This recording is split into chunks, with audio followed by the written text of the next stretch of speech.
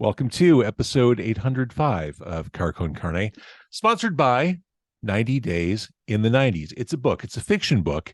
And I know a lot of people who listen to or watch Car Con Carne are in the general Chicago area. And if you are, you know that the 90s Chicago scene was amazing, a once in a lifetime, lightning in a bottle moment.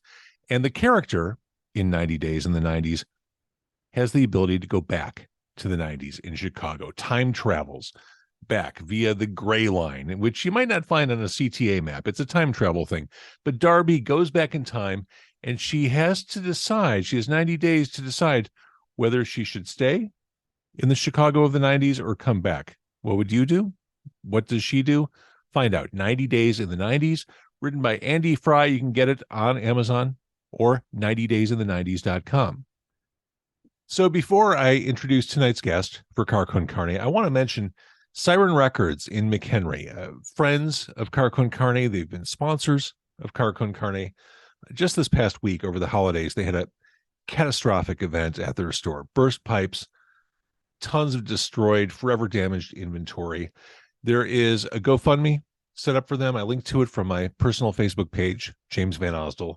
And if you can't contribute to the GoFundMe, I know it's tough. There are so many of those floating out there. Sometimes it's hard to contribute. Sharing the information goes a long way. So if you can't contribute, if you feel up to it, share the information. Certainly hoping for the best for our friends at Siren Records in McHenry. So welcome to Car Con Carne. I'm James Van Osdel, and you may know my guest from Poi Dog Pondering, or from working with the likes of John Mellencamp and Alejandro Escovedo, or local favorites like the Sea and Cake and Aluminum Group. She is the award-winning violinist, composer, and solo artist, Susan Voelz, and she joins me tonight remotely. Hello, Susan. Hello, JVO. Thank you for saying that. You know, right out of the gate, I want to acknowledge the fact that you were part of the Kate Bush revival long before Stranger Things even happened. Oh my gosh. Yep. That was beautiful. I'm Yep. holding up the Kate Bush tribute. This was late 90s. Yeah.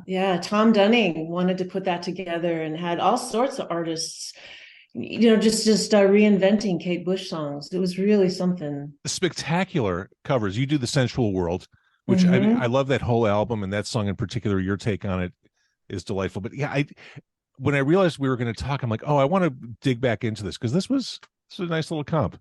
Yeah, it was beautiful. Yeah, when I listen back to it, I realize that I always love. I mean, I'm a violinist, so I love when strings weave with guitars or weave with drums. But I just love the idea, not necessarily fiddle stuff. That's not for me. But the weaving of those tones is really something. So that's what I was going for in that record, I think. I'm going to kind of work backward from what I had intended to talk to you about. Let's talk about the violin for a second. That is your instrument, and you play it so well. Thank you. I think, as kids are in school and going through music classes, which hopefully they still are these days, the violin is something that kids aren't drawn to the way they maybe used to be back when I was growing up, or maybe when you were growing up. How do we make the violin, or how do we let the world know that the violin is something as versatile as it is, that it doesn't have to exist solely in the world of classical music? Well, I think a lot of people are doing that now. I mean, when I was coming up, it was, fiddle, there was some jazz violin or just classical. So I was good at it, but I kept feeling like I was just typewriting, tell me play loud, play soft. There was no connection at all. And that's such a gap. I mean, to play music and not be connected to what you're doing. And it took playing in a rock band or playing with someone who was just saying, okay, play this melody at the beginning and then play F and G through the whole song. And literally I taught myself how to improvise that way, using kind of the theory of theme and variation, like in classical music. And I think the feeling is everything. And so after when I at some point put together a violin studio and was teaching violinists that were studying Suzuki and hit about the teen years, and they're like, I'm tired of playing this. And I taught them how to improvise and how to just create and be connected to what they're doing. So that's one way to do it. I had this studio and I had him play with Poi Dog, and it was wild, and the audience loved it, and they were so, they were so sweet. Their energy was so meant so much. So is that for an adult? Would that be hard to pick up? yes. Okay. There is the phrase, it's never too late, but it would be hard. Violin, you have to have, I think to begin, you have to not have so many repeated motions as a grown person, to turn your wrist this way is unusual. And it's just, this is kind of an unusual shape. So as an adult, it's hard to undo that. That makes sense. All right. So the reason you're here, Trust the Waves Will Hold You, the brand new release. These are unreleased tracks you recorded with Poi Dog over 20 years ago. As we were all sheltering in place, as we were in peak COVID, you fleshed them out. Yeah. These are great songs. And I guess my big question is, how come they didn't become full-on Poi Dog songs? How did they become your exclusive property? Well, the first one, Oyster, we recorded during, I think it was Natural Thing. And it was during an era, it was like less words, more music. And I thought, oh, this is great. I can, I'll write a string, I'll write it like orchestrally or symphonically, and then get the guitars in there. And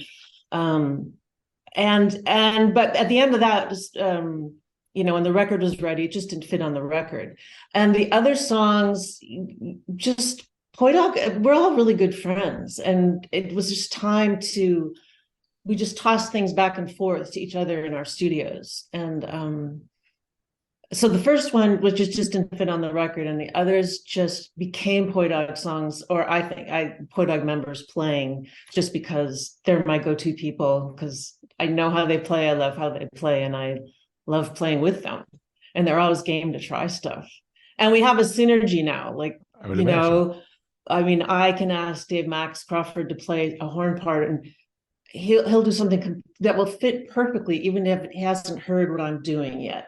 So they were the perfect people to be on the record. Well, you mentioned Oyster, which is what kicks this off. Everything about this song just feels big. And to me, this feels the most Poi Dog of the batch of songs. It would, yeah, definitely so. I mean, all the way down to the fact that is Frank, I hear, on backup vocals, right? Yeah. Okay. Isn't that great? He took that song, he just took it and went with it. And I loved it. It was so great.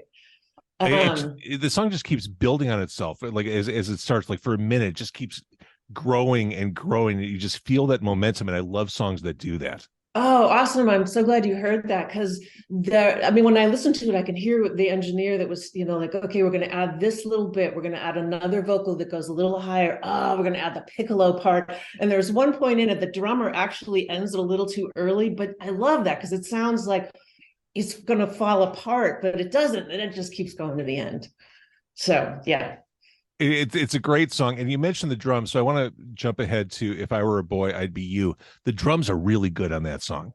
Oh, they sound like it sounds like a marching band kind of sound. I can't really tell you who played those drums. No one quite remembers who played them. You know too many people. You work with too many people. Yeah, and that's been a lot of years too since we recorded that. But that I love that the drums in there, the drums and the string. I started the song with it opens string with the violin. hook. Yeah, and the drums are just tremendous, and so it's really to me a duet between the strings and the drums. Well, and with the sound of the drums, I love the balance that is given between the drums and your voice. Oh, interesting. Because you have kind of a dreamy vocal style, and the drums are, I don't know a better way to say it other than they're so percussive. They're really percussive. Yeah. Oh, I'd never thought of that. I love that you heard that. They kind of work together in this beautiful way. Also on this album, I was listening to this. We're in Chicago, and we're recording this, it's December 27th. Just a few days ago, it was horrifically cold, like stay inside. You don't want to go out, 30 below wind chills. It's what we live with in the Midwest, although we weren't really ready for it in December. But I was listening to Ain't That the Way, Let It Go, during that 30 below wind chill day. And talk about the right vibe at the right time. Oh, Like nice. I'm looking out the window, completely frosted over. The song has these beautiful, subtle horns in it. It was the perfect song for that moment in time as I was listening. That's so Let it go. nice. That's so nice. Thank you. I started that one with that piano riff that I just started playing, and then did the whole song. And then I heard this phrase in my head, deeply regrettable, which is, it reminded me of that Cole Porter song, Miss Otis is unable to lunch today, madam. She's unable to, but so it's like something not quite good has happened, but being very kind of accepting and respectable about it. And because the whole thing is, I mean, that last line is that no one is responsible, no one is responsible for what becomes impossible. And it's kind of that, kind of like, this is what's happened, but we're just going to be with it, which is an odd thing to say. So in a weird way, it's cold outside, it's the frost is on the window, and you're not pushing, it's not trying to launch into the air like Oyster is, or even the commandingness of if I were a boy, I'd be you. So it is just kind of an acceptance of this is where we're at. Mm-hmm. So. And I will say, let it go, let it go. That's one of the biggest earworms you have Yeah, I couldn't call it that anymore though. I mean, because, well, that's already a song. Oh yeah, So, that's right. so I had to like, okay. Yeah. And I want to mention the cover on here. You do a cover of With a Little Help from My Friends. Covering the Beatles always feels like maybe risky is the wrong word, but an ambitious thing to do, especially for a song. Anything the Beatles have recorded is familiar to everyone, instantly familiar. So there's a little bit of, I don't know, risk. I'll leave it at risk. But you did take the song in a very you direction. I mean, the violin and the horns are great on this. I mean, Yeah. did you feel that like what are we doing covering the Beatles? Or of course we're covering the Beatles. Years ago, someone asked me to, they said, I think, it was maybe an ad agency wanted to have maybe that song or maybe a Beatles song. And they just said, can you come, just choose it, just make a cover, choose a Beatles song. And because they are thinking of using one. And I thought, okay, okay. And so I had that beat that was from Frank actually. And I just like the mid-Eastern violin. And I just thought, this will just kind of work. So it was more like going with the tones and the vibe. And then there's a couple, like the piccolo trumpet in there. And there's the kind of Eleanor Rigby strings. And it was kind of just exploring, just seeing what we'd come up with. It wasn't like, oh, we're going to make the best version of, I mean, we want to make the best version, but right. It wasn't to try to recreate it. It was, where would Dog and Max and Ted and I and that loop, what would it sound like? And I feel like we did it in the wintertime too. When you're talking about winter, it feels like wintertime to me. But I just love it. I love how it turned out, like just tonally. I just enjoy the tones. Max played an omnichord, which sounds like angels coming by. Matter of fact, I think it was mixed, so it starts in one ear and goes to the left ear. Yeah, I really like that. And it felt like a perfect song to be on the record because I had my Poi Dog pals playing. So. Well, let's talk about your Poi Dog pals, because I've talked to plenty of 3-piece, 4-piece, 5-piece bands over the years that internal combustion just blows these artists up. These bands can't last. It seems almost unthinkable with the size of Poi Dog Pondering that it still exists, that it keeps moving, that train keeps moving forward. What's the secret? Yeah, I don't know. I have to think about that. I mean, Frank keeps reinventing and re-exploring like any artist does. You don't want to just recreate what you've done. So there's this phrase that I really like. There's a spirit of the times and a spirit of the depths. And the spirit of the depths is kind of like, that's the stuff that goes through since the Greeks. Our human nature is the same a lot of themes are the same, but the spirit of times always is changing every day, what people, ideas and thoughts. So I think Poi Dog just keeps exploring the spirit of the times, but also with this deeper feeling of that we're just all humans, and we've been all experiencing a lot of this stuff for a long time. And also, I think Frank is a drummer, and was a drummer, and he loves the saddest songs can sound absolutely euphoric, like the gospel tent, like we will prevail, we will go down joyfully, even in the midst of all this stuff that is not easy for all us humans, that as we've been living for a while. Now, the other thing is just that I think we genuinely like each other, and I think it would have been easier for us to break up as a band at certain points, over the years, but now it's like Saturday Night Live. We've had people in and out and changes, but there's a theme that goes through and a feeling like this is, I mean, I don't like to say family, but it is really a part of our lives. And as long as we still are creating in a way that feels like fun and discovering, that's I think part of it too. And can you confirm, is Doug Julin the tallest man in rock? Oh my God, is he the funniest man in rock? That's probably true as well. Fair questions. So again, the solo album, the new release is it's available now. It's Trust the Waves Will Hold You. And I had a similar dialogue question when I talked to Nora O'Connor recently, who just recently released an album after a long time of not putting out a solo album. Do you feel an extra vulnerability or pressure putting out a Susan Voelz album after all this time? I mean, that counting the Prince album. Oh yeah, the Prince album. That was so fun. This one feels like that. It was just done out of just like love and joy, and but I know I don't feel any pressure.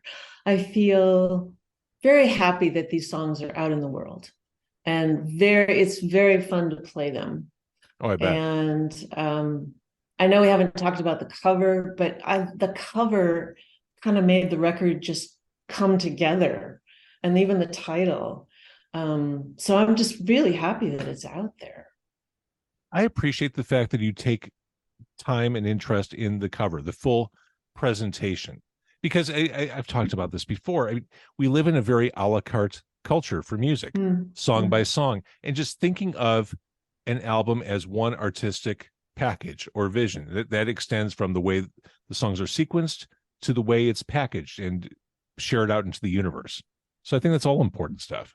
It's all important, and we're quite aware that songs then they exist on their own, but we do it's a record. Someone used to say it's a record of the time, even though the time this record was many years, but it was only just in the last year that I finished it. So, but it's the record of this time. So they go together thematically. I hear they go together, sonically they go together, and then to have a mermaid on the cover, directing everything with her bow just feels funny and powerful. So it all goes together. And going back to Poi Dog, you didn't really even intend to join the band at first, right? No, I didn't. I thought they were a little string band, like playing on the street. And I had just moved from New Orleans. I don't know. I thought they were just kind of quirky hippies, barefoot, and they kind of were back then. And they saw me play with Alejandro and Ronnie Lane one night at the Continental in Austin, and we need fiddle on the record, and I played on their record and did my best to fiddle, and I really liked what I heard in the studio, but I didn't think that band was as powerful. I went to a show a few days later, and I could not believe the power. The audience was already just amazed at the power and joy and ability coming off that stage. I went, I think I'd like to feel that for the next 25, 30 years. I think one of the most amazing things, and there are many amazing things about Poi Dog, it's just the influence of Chicago on the music when the band dropped anchor here in town. The influence of house and just the vibes here in Chicago, and just how open the band was to incorporating that stuff. Definitely so. And also just all the new players that came when we moved up to Chicago. And, Bridget Murphy was involved in doing the Millie's Orchid show. She knew Dog and Paul, but just and we knew, we had singers in Milwaukee because Jerry Harrison was making one of the records and he had singers he would have in a studio. So they joined us. I mean, it was a, I don't know, Austin back then was a very small town. And so we had, the group of people. But once we got to Chicago, it felt like we were choosing a wide range of musical influences Sure. and love of music. And I think that I loved that. Yeah. So looking forward, like I mentioned earlier, we're recording this at the end of December 2022. What does 2023 look like for you as a solo artist? What does it look like for Poi Dog Pondering? What can we start building our calendars around? Poi is just finishing up a record right now. I mean, we just got the final mixes and I was listening to them today, and Nora and Kelly are singing on it. And Amazing. damn, do they sounded just like, whoa, they're my new bandmates. That sounds fantastic. And everything, like, it's just a really, really good record. And so we have, shows coming up soon and some out of town shows in like Austin and probably New York and San Francisco. And I have another record that I finished. I started before the pandemic and finished, and I'd love to talk to you about it later because it's entirely left turn, but it's called, anyway, it's a piano hymn record, and it's called Arrival of the Ancestors. And it's when I inherited my childhood piano and I started playing things and I'm like, why am I playing this? And it felt like really otherworldly in a really beautiful way. So it's piano and violin loops and some voice. It's really nice. So I would love to talk to you about that. It's super, super cool. So it should be a darn good year. I love it. All right. So I wish you a wonderful 2023, and I hope we get to talk again in the new year. I am excited about all the new stuff to come, but I'd be remiss if I didn't remind people, trust the waves will hold you. Oyster is as good as a gateway drug to an album as anything you'll hear. That's what pulls you in, and that man, from there it's just awesome. LA Weekly compliments your masterful and woozy violin, which suggests your instrument's been drinking again. Just dreamy. Okay, fair. Susan Voelz, thank you so much. Thank you so much, James. It's very nice to meet you.